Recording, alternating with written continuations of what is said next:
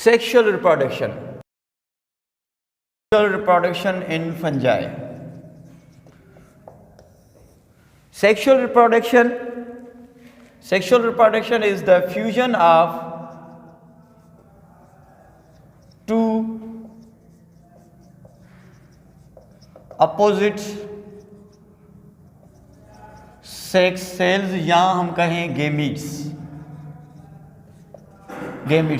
एक male gamete और दूसरा होता है फीमेल गेमीट्स। मीन्स के sexual reproduction it require to opposite sexes, one is a male and other one is a female.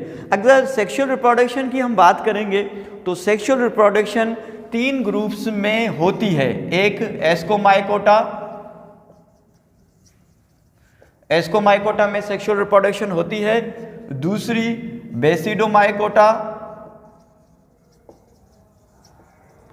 बेसिडोमाइकोटा में sexual reproduction होती है, तीसरी जाइगोमाइकोटा में सेक्सुअल रिप्रोडक्शन होती है, नंबर 4 है ड्यूटेरोमाइकोटा में सेक्सुअल रिप्रोडक्शन एब्सेंट है। जब हम क्लासिफिकेशन पढ़ेंगे ना सेक्सुअल रिप्रोडक्शन के बेस पे, तो 4 बड़े क्लासेस हैं फंजाई के: एस्कोमाइकोटा, बेसिडोमाइकोटा, जाइगोमाइकोटा, ड्यूटेरोमाइकोटा। ड्यूटेरोमाइकोटा में सेक्सुअल रिप्रोडक्शन अभी तक नोट नहीं की गई, तो इसमें सेक्सुअल रिप्रोडक्शन एब्सेंट होती है। बाकी ये जो 3 ग्रुप हैं एस्कोमाइकोटा, बेसिडोमाइकोटा एंड जाइगोमाइकोटा, इनमें सेक्सुअल रिप्रोडक्शन होती है। अब सेक्सुअल रिप्रोडक्शन क्या है? जैसे मैंने कहा कि फ्यूजन ऑफ 2 अपोजिट गेमीट्स और sex cell, it is the process in which 2 gametes fuse together, unite together, they form zygote. तो इसमें जाइगोट बनता है। अब देखें कि अगर हम जनरल बात करें सेक्सुअल रिप्रोडक्शन की इन फंजाई, तो जनरली सेक्सुअल रिप्रोडक्शन अलग है, मगर जो कॉमन चीज़ है इन 3 ग्रुप्स में, जो कॉमन चीज़ है सेक्सुअल रिप्रोडक्शन में, क्या होता है कि सबसे पहले होती है प्लाज्मोगेमी होती है नंबर 1, और नंबर 2 उसके बाद क्या होता है? उसके बाद होता है कैरियोगेमी होती है, और नंबर 3 इसमें क्या होता है? मेयोसिस। इसमें नंबर 3 होता है मेयोसिस। आपको मैंने पहले लेक्चर में ये बताया था कि जितनी भी फंजाई हैं इनकी जो बॉडी है वो हैप्लॉइड है, मगर इसमें एक ऐसा स्टेज आता है जब बॉडी डिप्लॉइड बनती है, वो ट्रांजिट जाइगोट होता है जब बॉडी डिप्लॉइड बनती है। अब देखिए प्लाज्मोगेमी में क्या होता है?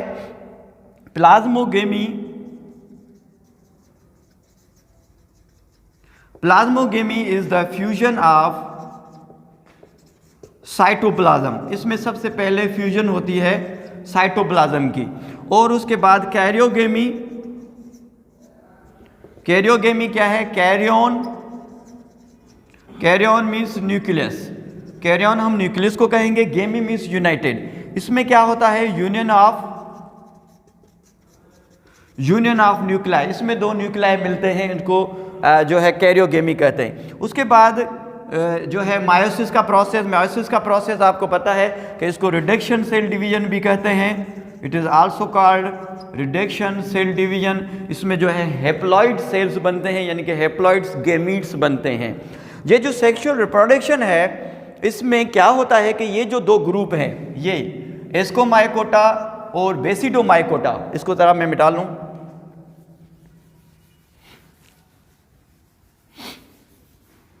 देखिए ये जो एस्कोमाइकोटा और ये जो बेसिडोमाइकोटा है, इनमें प्लाज्मोगेमी के बाद कैरियोगेमी फौरी तौर पे नहीं होती। After the plasmogamy karyogamy does not occur. Karyogamy does not occurs